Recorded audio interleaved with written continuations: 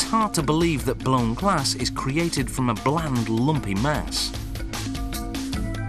This is silica, a material derived from sand, mixed with thinners and stabilizers such as potassium and limestone. The glassblower recycles any leftover colorless glass, then loads the mix into the melting furnace. After 12 hours at fusion temperature, 1200 degrees Celsius, the raw material transforms into a colorless liquid glass. The glassblower uses a blowpipe, a long steel tube with a ring or pear-shaped end, to collect what's called a gather, a glob of this red-hot molten material. To color the gather, it's quickly rolled in finely ground colored glass. At this stage, the glass is honey-like in consistency, though it's cooling and thickening by the second.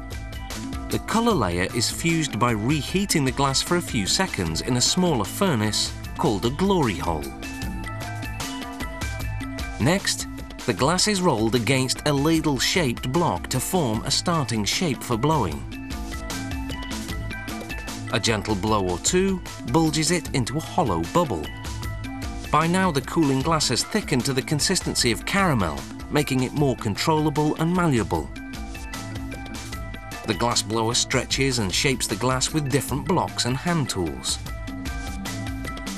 The glass is like hardened caramel now and holds its final shape.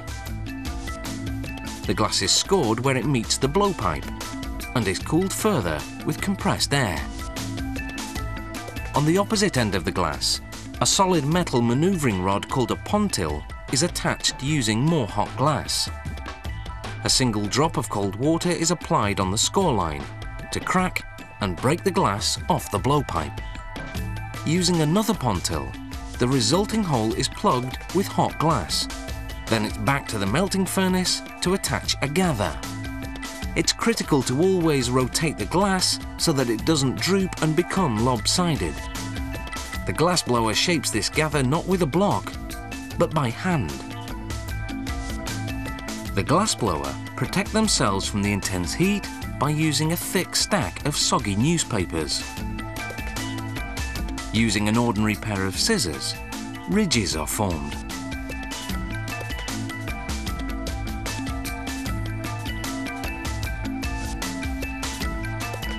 The ridges are then twisted to spiral them. The finished design is then cooled and hardened using compressed air. Then it's a quick blast in the glory hole to equalize the temperature throughout the piece. This piece of blown glass has taken just 8 minutes to make. Next, it goes into an electric kiln for a slow 12-hour cool down to prevent cracking. Meanwhile, the glassblower starts a new piece, a large vase. After more blowing and shaping, air is blown in to further expand the glass and thin it out. Then the vase's bottom is cooled with wet newspapers.